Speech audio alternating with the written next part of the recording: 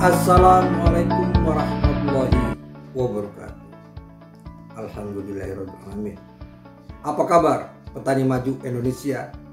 Saya doakan kita semua pada hari ini berada dalam keadaan sehat walafiat, tidak kurang suatu apapun. Bahkan kita semua mempunyai semangat dan motivasi yang tinggi untuk selalu melakukan hal-hal yang terbaik. Pada pertemuan kita kali ini, kita akan menjawab permintaan dan pertanyaan yang ditujukan kepada kami, yang mana pada pertemuan kali ini adalah membahas masalah herbisida, yaitu bahan kimia yang digunakan untuk mengendalikan tanaman pengganggu atau gulma yang selalu berkompetisi dalam segala hal terhadap tanaman utama yang kita budidayakan, di mana tumbuhan pengganggu ini ada di dalam lahan budidaya yang kita semua tidak menginginkan dia tumbuh di sana.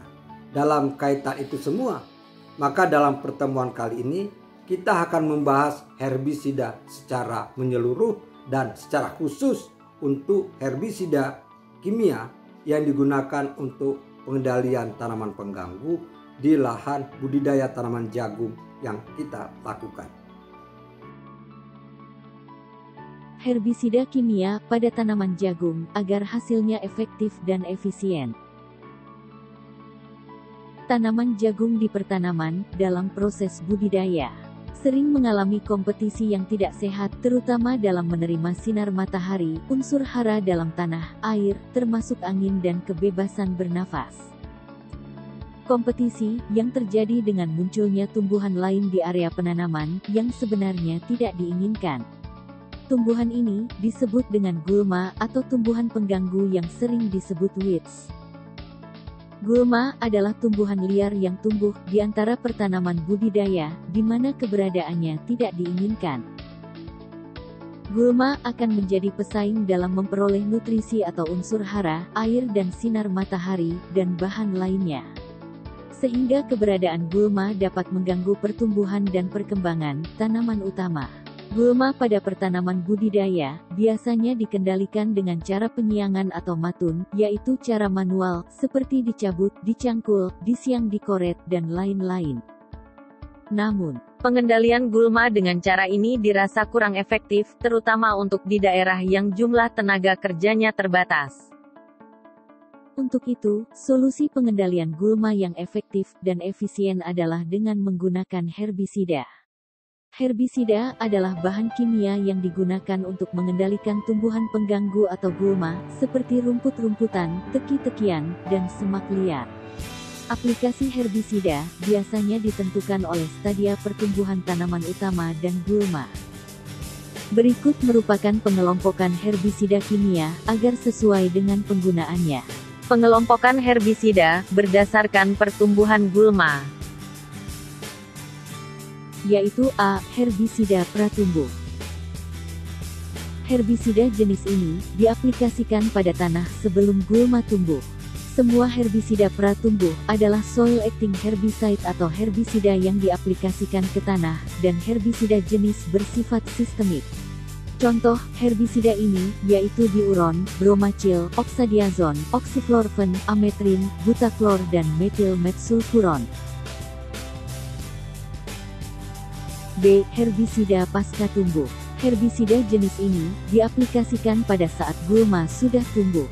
Semua herbisida pasca tumbuh adalah foliar applied herbicide atau herbisida yang diaplikasikan ke gulma, dan herbisida jenis ini bisa bersifat sistemik ataupun non-sistemik.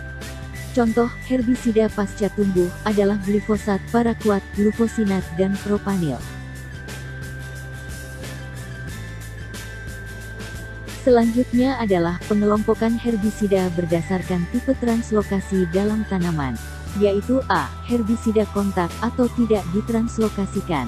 Herbisida kontak mengendalikan gulma dengan cara mematikan bagian gulma yang terkena langsung dengan herbisida. Sifat herbisida ini tidak ditranslokasikan atau tidak dialirkan dalam tubuh gulma. Contoh herbisida kontak yang bersifat selektif yaitu oxychlorophene, oxadiazon, dan propanil. Sementara yang bersifat non-selektif seperti paraquat dan glufosinar. B. Herbisida sistemik atau ditranslokasikan. Herbisida sistemik dapat mematikan gulma melalui translokasi racun ke seluruh bagian-bagian gulma. Herbisida jenis ini dapat diaplikasikan melalui tajuk maupun melalui tanah. Contoh herbisida yang melalui tajuk atau ujung daun tanaman, yaitu herbisida glifosat, sulfosat, dan ester. Sedangkan yang melalui tanah, yaitu herbisida ametrin, atrazin, metribuzin, dan diuron. Selanjutnya, pengelompokan herbisida berdasarkan selektivitasnya, yaitu A. Herbisida selektif. Herbisida selektif adalah herbisida yang bersifat beracun untuk gulma tertentu. Contoh herbisida ini, yaitu atrazin, metilsulfuron, ametrin, diuron, oksiflorfen, clomazon, dan carfentrazon. B. Herbisida non-selektif. Herbisida non-selektif adalah herbisida yang dapat mematikan hampir semua jenis tumbuhan, termasuk tanaman yang dibudidayakan. Contoh herbisida ini, yaitu glifosat dan paraquat.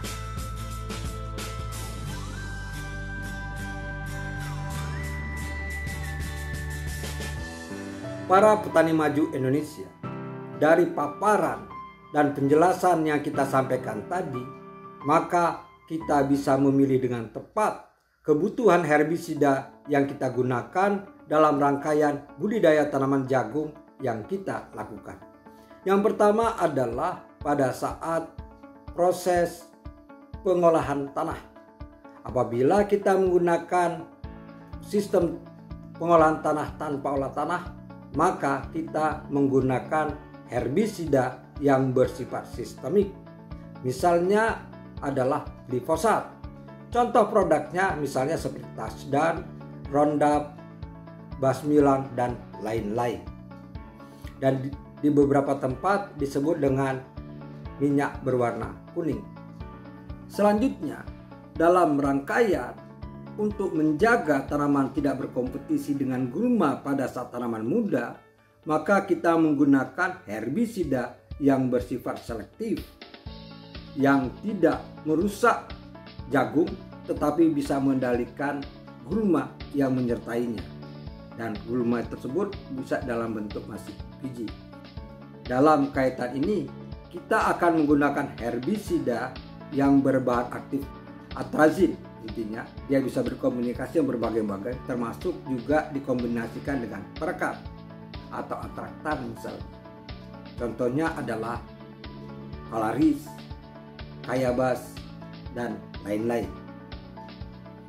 Sedangkan untuk pengendalian gulma, untuk persiapan kita panen, maka kita akan menggunakan herbisida kontak sehingga hasilnya lebih cepat dan efektif. Dan herbisida kontak juga bisa digunakan untuk pembersihan area tanam agar tidak ada sarang tikus misalnya. Kita menggunakan herbisida kontak misalnya yang berbahan aktif paraquat, contoh produk Gramoxone, dan lain-lain. Demikianlah rekomendasi yang bisa kami sampaikan dalam rangkaian pengendalian gulma pada tanaman jagung agar hasilnya bisa maksimal, di mana kita ketahui bahwa tanaman pengganggu mengganggu tanaman kita. Kiranya cukup sekian dari kami. Mohon maaf apabila ada kesalahan. Billahi taufiq wal hidayah. Assalamualaikum warahmatullahi wabarakatuh.